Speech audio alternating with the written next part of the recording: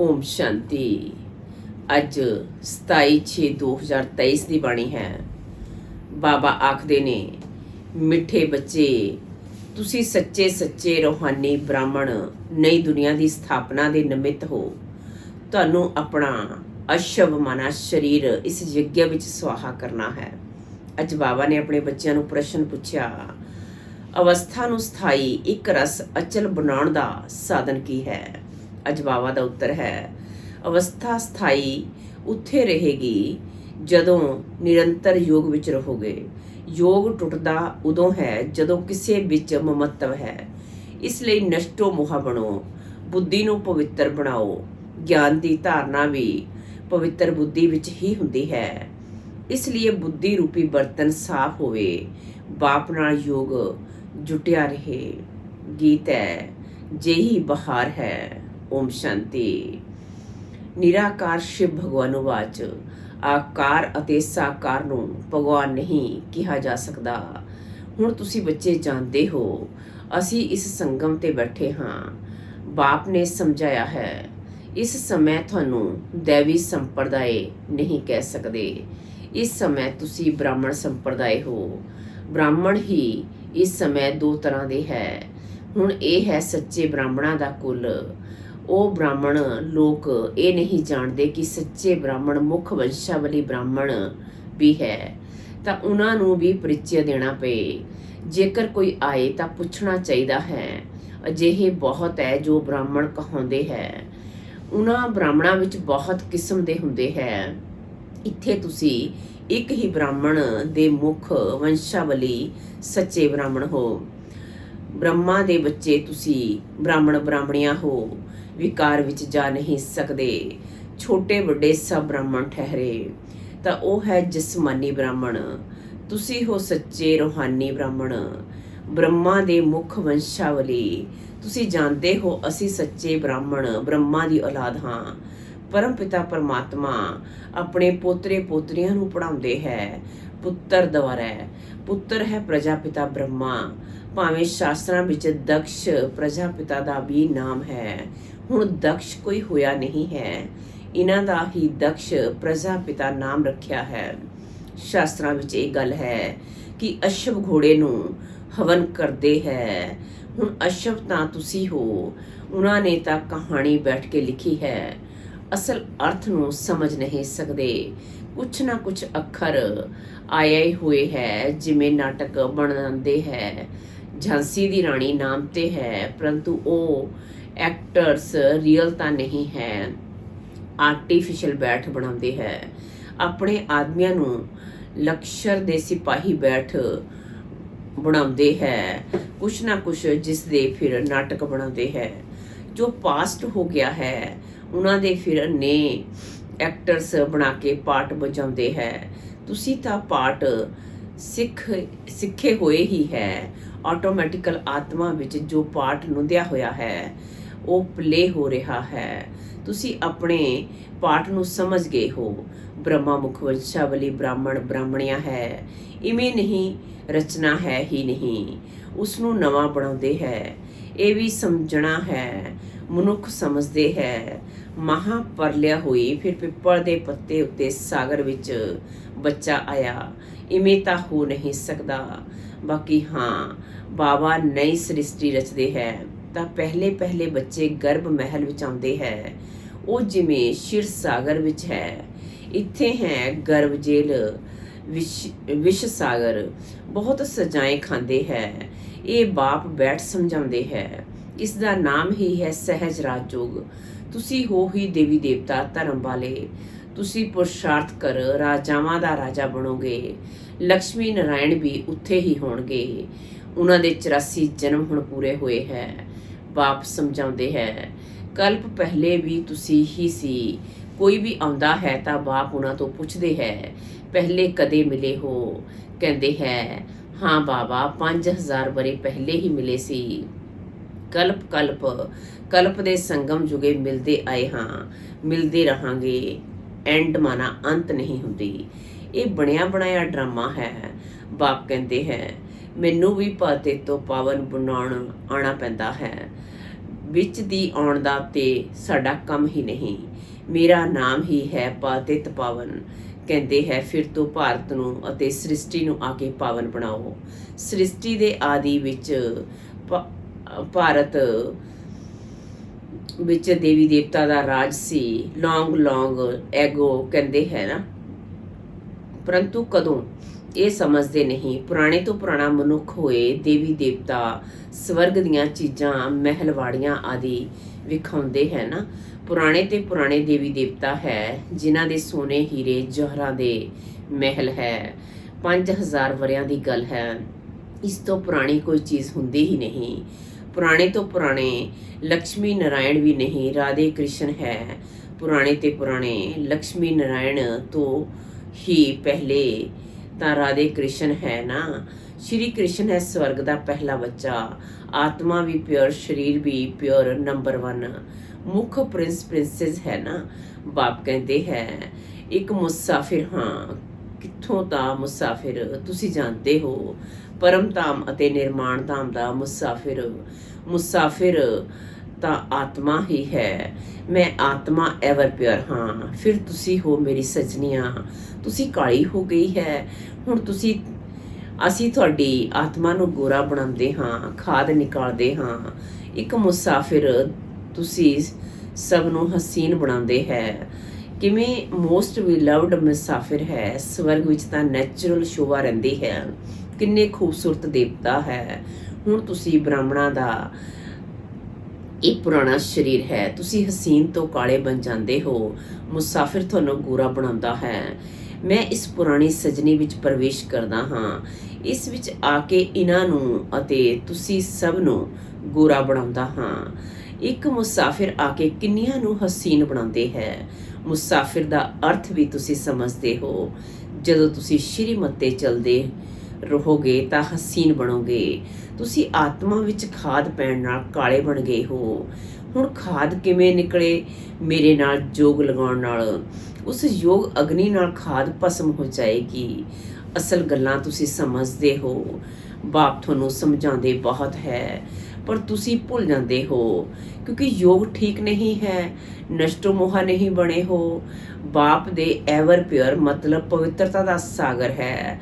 ਤੁਸੀਂ ਜਾਣਦੇ ਹੋ ਅਸੀਂ ਆਤਮਾ ਹੀ ਆਇਰਨ ਏਜਡ ਬਣੀ ਹਾਂ ਤਾਂ ਜੀਵਨ ਵੀ ਝੂਠਾ ਮਿਲਿਆ ਹੈ। ਇਸ ਲਈ ਪਹਿਲੇ ਆਤਮਾ ਦੀ ਖਾਦ ਨੂੰ ਕੱਢਣਾ ਚਾਹੀਦਾ ਹੈ। ਬਾਪ ਨੂੰ ਯਾਦ ਕਰੋ। ਇਸ ਨੂੰ ਯੋਗ ਅਗਨੀ ਕਿਹਾ ਜਾਂਦਾ ਹੈ। ਸ਼ਿਵ ਬਾਬਾ ਕਹਿੰਦੇ ਹੈ ਮੈਂ ਤਾਂ ਐਵਰ ਪਿਓਰ ਹਾਂ। ਮੈਂ ਨਹੀਂ ਹੁੰਦਾ ਤਾਂ ਤੁਹਾਨੂੰ ਪਿਓਰ ਕੌਣ ਬਣਾਵੇ? ਆਪਣੇ ਨੂੰ ਆਤਮਾ ਪੱਕਾ ਨਿਸ਼ਚੈ ਕਰੋ। ਸਾਡੀ ਆਤਮਾ ਵਿੱਚ 84 ਜਨਮਾਂ ਦੀ ਖਾਦ ਪਈ ਹੋਈ ਹੈ। ਹੁਣ ਅਸੀਂ ਬਾਬਾ ਨਾਲ ਯੋਗ ਲਗਾਉਣ ਨਾਲ ਪਵਿੱਤਰ ਹੋ ਜਾਵਾਂਗੇ। ਕੋਈ ਵਿਕਾਰ ਨਹੀਂ ਰਹੇਗਾ। ਜੇਕਰ ਕੋਈ ਰਹਿ ਗਿਆ ਤੇ ਸਜ਼ਾ ਖਾਣੀ ਪਏਗੀ ਤਾਂ ਕਿਉਂ ਨਾ ਅਸੀਂ ਨਿਰੰਤਰ ਪੁਰਸ਼ਾਰਥ ਕਰੀਏ। ਮਿਹਨਤ ਨਾਲ ਅਵਸਥਾ ਇਵੇਂ ਦੀ ਹੋਵੇ ਜੋ ਕਦੀ ਵੀ ਮਾਇਆ ਦੇ ਤੂਫਾਨ ਹਿਲਾ ਨਾ ਸਕਣ। ਅਚਲ ਘਰ ਬਣ ਜਾਓ। ਆਤਮਾ ਜੋ ਜਿਸ ਦੇ ਅੰਦਰ ਹੈ ਉਹ ਬਾਪ ਦੀ ਯਾਦ ਵਿੱਚ ਪਰਿਪੱਕ ਅਵਸਥਾ ਵਿੱਚ ਆ ਜਾਏ ਤਾਂ ਫਿਰ ਕਰਮਾਤੀਤ ਅਵਸਥਾ ਆ ਜਾਏਗੀ। ਕੋਈ ਵਿਕਰਮ ਨਹੀਂ ਹੋਵੇਗਾ। ਆਤਮਾ ਪਵਿੱਤਰ ਹੋ ਜਾਏਗੀ। ਮਿਹਨਤ ਹੈ ਨਾ। ਪਰਮ ਪਿਤਾ ਪਰਮਾਤਮਾ ਦਾ ਵੀ ਪਾਠ ਹੈ। ਅਸੀਂ ਉਹਨਾਂ ਨੂੰ ਯਾਦ ਕਰਦੇ ਹਾਂ। ਉਹ ਕਿਵੇਂ ਆ ਕੇ ਪੜ੍ਹਾਉਂਦੇ ਹੈ ਸੋ ਤਾਂ ਪ੍ਰੈਕਟੀਕਲ ਵਿੱਚ ਹੋਵੇਗਾ ਨਾ। ਭਗਵਾਨ ਨੇ ਪੜ੍ਹਾਇਆ ਸੀ 5000 ਵਰ੍ਹੇ ਪਹਿਲੇ। ਬਰੋਬਰ ਪ੍ਰਾਚੀਨ ਭਾਰਤ ਦਾ ਰਾਜਯੋਗ ਸਿਖਾਇਆ ਸੀ। ਬੱਚੇ ਜਾਣਦੇ ਹੈ ਇਹ ਹੁਣ ਹੀ ਪ੍ਰਾਚੀਨ ਰਾਜਯੋਗ ਹੈ। ਬਾਪ ਕਹਿੰਦੇ ਹੈ ਮੈਨੂੰ ਯਾਦ ਕਰੋ। ਇਸ ਵਿੱਚ ਹੀ ਮਿਹਨਤ ਹੈ। ਸਾਰੀ ਯਾਦ ਦੀ ਗੱਲ ਹੈ। ਬਾਪ ਫਰਮਾਨ ਕਰਦੇ ਹੈ ਮੈਨੂੰ ਯਾਦ ਕਰੋ ਪਰ ਮਾਇਆ ਫਰਮਾਨ ਤੇ ਚੱਲਣ ਨਹੀਂ ਦਿੰਦੀ, ਵਿਗੜ ਪਾ ਦਿੰਦੀ ਹੈ। ਬਾਪ ਕਹਿੰਦੇ ਹੈ ਮੈਨੂੰ ਯਾਦ ਕਰਨ ਨਾਲ ਤੁਸੀਂ ਮੇਰੀ ਵਰਗੇ ਪਵਿੱਤਰ ਬਣ ਜਾਓਗੇ ਅਤੇ ਫਿਰ ਨੌਲੇਜਫੁਲ ਬਲਿਸਫੁਲ ਬਣਦੇ ਹੋ। ਤੁਸੀਂ ਬਲਿਸ ਕਰ ਰਹੇ ਹੋ। ਤੁਹਾਨੂੰ ਇੱਥੇ 3 ਪੈਰ ਪ੍ਰਿਥਵੀ ਦੇ ਨਹੀਂ ਮਿਲਦੇ ਅਤੇ ਬਾਪ ਤੁਹਾਨੂੰ ਸਾਰੇ ਵਿਸ਼ਵ ਦੀ ਬਾਦਸ਼ਾਹੀ ਦਿੰਦੇ ਹੈ। ਇਸ ਲਈ ਸਭ ਬਾਪ ਨੂੰ ਯਾਦ ਕਰਦੇ ਹੈ। ਬਾਣੀ ਤੋਂ ਵਰੇ ਜਾਣ ਦੇ ਲਈ ਮਨੁੱਖ ਬਾਨਪ੍ਰਸਥ ਅਵਸਥਾ ਲੈਂਦੇ ਹੈ। ਮਤਲਬ ਮੁਕਤੀ ਧਾਮ ਵਿੱਚ ਜਾਣਾ ਚਾਹੀਦਾ ਹੈ। ਮੁਕਤੀ ਜੀਵਨ ਮੁਕਤੀ ਦਾ ਬਾਪ ਦੇ ਸਿਵਾਏ ਕੋਈ ਦੇ ਨਹੀਂ ਸਕਦੇ। ਬਾਪ ਦੁਆਰਾ ਪਹਿਲੇ ਸ਼ੂਦਰ ਤੋਂ ਬ੍ਰਾਹਮਣ ਬਣਦੇ ਹੈ। ਤਕਲੀਫ ਤੋਂ ਕੋਈ ਗੱਲ ਦੀ ਨਹੀਂ ਹੈ। ਉੱਠਦੇ ਬੈਠਦੇ ਚਲਦੇ ਫਿਰਦੇ ਆਪਣਾ ਪੁਰਸ਼ਾਰਥ ਕਰਦੇ ਰਹੋ। ਤੁਸੀਂ ਸਮਝਦੇ ਹੋ ਯਾਦ ਕਰਾਂਗੇ ਤਾਂ ਗੋਰੇ ਬਣ ਜਾਵਾਂਗੇ, ਤੁਹਾਡੀ ਆਤਮਾ ਪਵਿੱਤਰ ਹੋ ਜਾਏਗੀ। ਪਾਵਨ ਬਾਪ ਆ ਕੇ ਪਾਵਨ ਹੋਣ ਦੀਆਂ ਜੁਗਤੀਆਂ ਦੱਸਦੇ ਹੈ। ਮੋਸਟ ਬਿਲਵਡ ਬਾਪ ਨੂੰ ਯਾਦ ਕਰਦੇ ਰਹਿਣਾ ਹੈ। ਮਨੁੱਖ ਬਿਮਾਰ ਪੈਂਦਾ ਹੈ ਤਾਂ ਉਹਨਾਂ ਨੂੰ ਕਹਿੰਦੇ ਹੈ ਫਲਾਣੇ ਨੂੰ ਯਾਦ ਕਰੋ, ਪਰ ਇਵੇਂ ਥੋੜੇ ਹੀ ਯਾਦ ਠਹਿਰੇਗੀ। ਇਸ ਵਿੱਚ ਬੜਾ ਅਭਿਆਸ ਚਾਹੀਦਾ ਹੈ, ਤਾਂ ਹੀ ਅੰਤਮਤੀ ਸੋਗਤੀ ਹੋਵੇਗੀ। ਤੁਹਾਨੂੰ ਬਾਪ ਦੀ ਯਾਦ ਵਿੱਚ ਰਹਿਣਾ ਹੈ। ਕਰਮਾਤੀਤ ਬਣਨਾ ਹੀ ਹੈ। ਯੋਗ ਨਾਲ ਵਿਕਰਮਾਂ ਨੂੰ ਭਸਮ ਕਰਨਗੇ ਤਾਂ ਉਹ ਸਜ਼ਾਵਾਂ ਨਹੀਂ ਖਾਣਗੇ। ਯੋਗ ਵਿੱਚ ਨਹੀਂ ਰਹਾਂਗੇ ਤਾਂ ਸਜ਼ਾ ਖਾਏ ਮੁਕਤੀ ਤਾਂ ਵਿੱਚ ਜਾਣਗੇ। ਇਸ ਵਿੱਚ ਵੀ ਨੰਬਰਵਾਰ ਹੋਇਆ ਤਾਂ ਗੋਰਾ ਮੁਸਾਫਿਰ ਇੱਕ ਬਾਬਾ ਹੈ। ਮੁਸਾਫਿਰ ਤਾਂ ਸਭ ਆਤਮਾਵਾਂ ਵੀ ਹੈ। ਕਿੰਨੇ ਦੂਰ ਤੋਂ ਆਉਂਦੀਆਂ ਹੈ ਪਾਠ ਵਜਾਉਣ, ਜਿਵੇਂ ਉਹ ਐਕਟਰਸ ਘਰ ਤੋਂ ਆਉਂਦੇ ਹੈ ਪਾਠ ਵਜਾਉਣ। ਇਹ ਰਾਵਣ ਦਾ ਪਰਾਇਆ ਦੇਸ਼ ਹੈ ਨਾ। ਰਾਵਣ ਨੇ ਪਾਤਿਤ ਬਣਾਇਆ ਹੈ। ਮੈਂ ਫਿਰ ਪਾਤਿਤ ਨੂੰ ਪਾਵਨ ਬਣਾਏ ਨਾਲ ਲੈ ਜਾਵਾਂਗਾ। ਕਿਸੇ ਗੁਰੂ ਦੇ ਅਥਾਹ ਫੋਲੋਅਰਸ ਹੁੰਦੇ ਹੈ, ਪਰ ਉਹ ਤਾਂ ਨਾਲ ਲੈ ਨਹੀਂ ਜਾਂਦੇ ਹੈ ਅਤੇ ਨਾ ਖੁਦ ਹੀ ਜਾਂਦੇ ਹੈ, ਰਾਸਤਾ ਹੀ ਨਹੀਂ ਜਾਣਦੇ। ਜੋਤੀ ਜੋਤ ਵਿੱਚ ਕੋਈ ਸਮਾਂਦਾ ਨਹੀਂ। ਆਤਮਾ ਇਮਾਰਟਲ ਹੈ, ਟੁਕੜਾ ਟੁਕੜਾ ਨਹੀਂ ਹੁੰਦਾ ਹੈ। ਸਰੀਰ ਮਰਦਾ ਹੈ, ਸੜਦਾ ਹੈ, ਆਪ ਘਾਤ ਵੀ ਕਰਦੇ ਹੈ। ਇੱਕ ਦੋ ਵਿੱਚ ਕੁਛ ਹੋਇਆ, ਆਸ ਪੂਰੀ ਨਾ ਹੋਈ ਤਾਂ ਦੋਵੇਂ ਮਿਲ ਕੇ ਡੁੱਬ ਮਰਦੇ ਹੈ। ਉਹਨਾਂ ਨੂੰ ਜੀਵ ਘਾਤੀ ਮਹਾਪਾਪੀ ਕਿਹਾ ਜਾਂਦਾ ਹੈ। ਆਤਮ ਘਾਤੀ ਨਹੀਂ, ਸਰੀਰ ਦਾ ਵਿਨਾਸ਼ ਹੁੰਦਾ ਹੈ। ਤਾਂ ਜਿੰਨਾ ਬਾਪ ਨੂੰ ਯਾਦ ਕਰਨਗੇ ਉਨਾ ਧਾਰਨਾ ਹੋਵੇਗੀ। ਭਾਵੇਂ ਕੋਈ ਕਿੰਨੀ ਵੀ ਚੰਗੀ ਮੁਰਲੀ ਚਲਾਉਣ ਵਾਲਾ ਹੋਵੇ, ਮਾਇਆ ਇਵੇਂ ਦੀ ਹੈ ਜੋ ਇੱਕ ਥੱਪੜ ਤੋਂ ਖਲਾਸ ਕਰ ਦਿੰਦੀ ਹੈ। ਉਹਨਾਂ ਦੀ ਬਾਕਸਿੰਗ ਚਲਦੀ ਰਹਿੰਦੀ ਹੈ। ਇਹ ਯੁੱਧ ਸਥਲ ਹੈ ਨਾ, ਯੁੱਧ ਦਾ ਮੈਦਾਨ ਹੈ। ਸ਼ਾਸਤਰਾਂ ਵਿੱਚ ਤਾਂ ਕੀ ਬੈਠ ਦਿਖਾਇਆ ਹੈ। ਰਾਤ ਦਿਨ ਦਾ ਫਰਕ ਹੈ। ਇਸ ਸਮੇਂ ਦੇ ਲਈ ਕਿਹਾ ਜਾਂਦਾ ਹੈ ਗਿਆਨ ਪ੍ਰਾਇਆ ਲੋਪ ਹੋ ਗਿਆ ਹੈ। ਦੇਵੀ ਦੇਵਤਾ ਧਰਮ ਪ੍ਰਾਇਆ ਲੋਪ ਹੋ ਗਿਆ ਹੈ। ਬਾਕੀ ਜੜ ਚਿੱਤਰ ਰਹੇ ਹੈ। ਤੁਸੀਂ ਸ਼ਿਵ ਦੇ ਮੰਦਿਰ ਵਿੱਚ ਜਾਓਗੇ ਤਾਂ ਝੱਟ ਕਹੋਗੇ ਇਹ ਸ਼ਿਵ ਦਾ ਮੰਦਿਰ ਹੈ। ਬ੍ਰਹਮਾ ਦੇ ਮੰਦਿਰ ਵਿੱਚ ਜਾਣਗੇ ਤਾਂ ਕਹਿਣਗੇ ਇਹ ਦਾਦਾ ਦਾ ਹੈ। ਇਹ ਜਗਦੰਬਾ ਮੰਮਾ ਦਾ ਮੰਦਿਰ ਹੈ। ਥੱਲੇ ਰਾਜਯੋਗ ਦੀ ਤਪੱਸਿਆ ਕਰ ਰਹੇ ਹੈ ਅਤੇ ਉੱਪਰ ਬੇਕੁੰਠ ਦਾ ਯਾਦਗਾਰ ਹੈ। ਨਹੀਂ ਤਾਂ ਭਲਾ ਕਿੱਥੋਂ ਦਿਖਾਓ। ਕੋਈ ਮਰਦਾ ਹੈ ਤਾਂ ਕਹਿੰਦੇ ਹੈ ਇਹ ਤਾਂ ਬੇਕੁੰਠ ਗਿਆ, ਤਾਂ ਉਹਨਾਂ ਨੂੰ ਬੇਕੁੰਠ ਉੱਪਰ ਵਿੱਚ ਬਣਾ ਦਿੱਤਾ ਹੈ। ਯਾਦਗਾਰ ਡਰਾਮਾ ਅਨੁਸਾਰ ਪੂਰਾ ਹੈ। ਬਾਬਾ ਅਤੇ ਮੰਮਾ ਕਾਮਧੇਨੂ ਬੈਠੀ ਹੈ। ਉਹਨਾਂ ਨੇ ਫਿਰ ਗਊ ਸਮਝ ਲਿਆ ਹੈ। ਗਊ ਨੂੰ ਫਕੀਰ ਲੋਕ ਲੈ ਕੇ ਨਿਕਲਦੇ ਹੈ ਤਾਂ ਇਹ ਹੈ ਕਾਮਧੇਨੂ ਅਤੇ ਕਪਿਲ ਦੇਵ ਕੋਲ ਕਾਮਧੇਨੂ ਰਹਿੰਦੀ ਸੀ। ਕਹਾਣੀਆਂ ਤਾਂ ਬਹੁਤ ਹੈ। ਸ਼ਿਵ ਬਾਬਾ ਕਹਿੰਦੇ ਹੈ ਅਸੀਂ ਮੁਸਾਫਿਰ ਹਾਂ। ਇਹ ਬ੍ਰਹਮਾ ਦਾਦਾ ਇਵੇਂ ਨਹੀਂ ਕਹੇਗਾ। ਸ਼ਿਵ ਬਾਬਾ ਕਹਿੰਦੇ ਹੈ ਅਸੀਂ ਮੁਸਾਫਿਰ ਐਵਰ ਪਿਆਰ ਹਾਂ। ਇਹ ਹੈ ਆਪਵਿੱਤਰ ਵਿਕਾਰੀ ਦੁਨੀਆ, ਉਹ ਹੈ ਨਿਰਵਿਕਾਰੀ ਦੁਨੀਆ। ਇਹ ਬਣਿਆ ਬਣਾਇਆ ਡਰਾਮਾ ਹੈ। ਬਾਪ ਬੈਠ ਸਮਝਾਉਂਦੇ ਹੈ ਦੁਨੀਆ ਵਿੱਚ ਕੋਈ ਨਹੀਂ ਜਾਣਦੇ। ਆਤਮਾਵਾਂ ਹੈ ਨਿਰਾਕਾਰੀ ਦੁਨੀਆ ਵਿੱਚ ਰਹਿਣ ਵਾਲੀ। ਇੱਥੇ ਆਉਂਦੀਆਂ ਹੈ ਪਾਠ ਵਜਾਉਣ। ਕਰਮ ਕਸ਼ੇਤਰ ਹੈ। ਪਰਮਤਾਮ ਨੂੰ ਕਰਮ ਖੇਤਰ ਨਹੀਂ ਕਹਾਂਗੇ। ਇਸ ਨੂੰ ਨਾਟਕ ਕਹਿੰਦੇ ਹੈ। ਭਾਰਤ ਹੀਰੇ ਵਰਗਾ ਅਤੇ ਕੌੜੀ ਵਰਗਾ ਬਣਦਾ ਹੈ। ਭਾਰਤ ਦੇ ਹੀ ਵਰਣ ਹੈ। ਬ੍ਰਾਹਮਣ ਵਰਣ, ਦੇਵਤਾ ਵਰਣ, ਵੈਸ਼ਯ, ਸ਼ੂਦਰ ਵਰਣ। ਇਹਨਾਂ ਵਿੱਚ ਹੀ 84 ਜਨਮ ਪੂਰੇ ਹੁੰਦੇ ਹੈ। ਸਭ ਧਰਮਾਂ ਦੇ 84 ਜਨਮ ਨਹੀਂ ਹੁੰਦੇ। ਕਿੰਨੀਆਂ ਗੱਲਾਂ ਮਿੱਠੇ ਮਿੱਠੇ ਸਿਕਿਲਾ ਦੇ ਬੱਚਿਆਂ ਨੂੰ ਸਮਝਾਉਂਦੇ ਹੈ। ਬੱਚੇ ਜਾਣਦੇ ਹੈ ਕਲਪ ਪੜ੍ਹਦੇ ਆਏ। ਪੁਰਸ਼ਾਰਥ ਅਨੁਸਾਰ ਹੀ ਟਰਾਂਸਫਰ ਹੋਵੇਗੀ। ਜਿਵੇਂ ਸਕੂਲਾਂ ਵਿੱਚ ਟਰਾਂਸਫਰ ਹੁੰਦੇ ਹੈ ਨਾ, ਤੁਸੀਂ ਵੀ ਨੰਬਰਵਾਰ ਜਾ ਕੇ ਰਜ਼ਾਈ ਲੈਂਦੇ ਹੋ। ਸਿਰਫ ਬਾਪ ਦਾ ਬਣ, ਬਾਪ ਨੂੰ ਯਾਦ ਕਰੋ। ਬਾਪ ਨੂੰ ਤਾਂ ਘੜੀ ਘੜੀ ਯਾਦ ਕਰੋ, ਨਹੀਂ ਤਾਂ ਵਿਕਰਮ ਵਿਨਾਸ਼ ਕਿਵੇਂ ਹੋਣਗੇ। ਘੜੀ ਘੜੀ ਆਪਣੇ ਨਾਲ ਗੱਲਾਂ ਕਰਨੀਆਂ ਹੈ। ਅਸੀਂ ਆਤਮਾ ਦੇ ਤੇ ਇਮਾਰਟਲ ਹੈ। ਬਾਬਾ ਨੇ ਫਰਮਾਨ ਕੀਤਾ ਹੈ ਮੈਨੂੰ ਯਾਦ ਕਰੋ ਤਾਂ ਵਿਕਰਮ ਵਿਨਾਸ਼ ਹੋਣਗੇ। ਯਾਦ ਨਹੀਂ ਕਰੋਗੇ ਤਾਂ ਵਿਕਰਮ ਵਿਨਾਸ਼ ਨਹੀਂ ਹੋਣਗੇ। ਪਦਵੀ ਵੀ ਉੱਚ ਨਹੀਂ ਮਿਲੇਗੀ। ਅੱਛਾ, ਮਿੱਠੇ ਮਿੱਠੇ ਸਿਕਿਲ ਦੇ ਬੱਚਿਆਂ ਪ੍ਰਤੀ ਮਾਤ ਪਿਤਾ ਬਾਪ ਦਾਦਾ ਦਾ ਯਾਦ ਪਿਆਰ ਅਤੇ ਗੁੱਡ ਮਾਰਨਿੰਗ। ਰੂਹਾਨੀ ਬਾਪ ਦੀ ਰੂਹਾਨੀ ਬੱਚਿਆਂ ਨੂੰ ਨਮਸਤੇ। ਧਾਰਨਾ ਲਈ ਮੁੱਖ ਸਾਰ। ਨੰਬਰ 1 ਪਰ ਯੋਗ ਅਗਨੀ ਨਾਲ ਵਿਕਰਮਾਂ ਦੀ ਖਾਦ ਭਸਮ ਕਰ ਗੂਰਾ ਬਣਨਾ ਹੈ। ਪਵਿੱਤਰ ਬਣ ਸਭ ਤੋਂ ਪਵਿੱਤਰਤਾ ਦੀ ਬਲਿਸ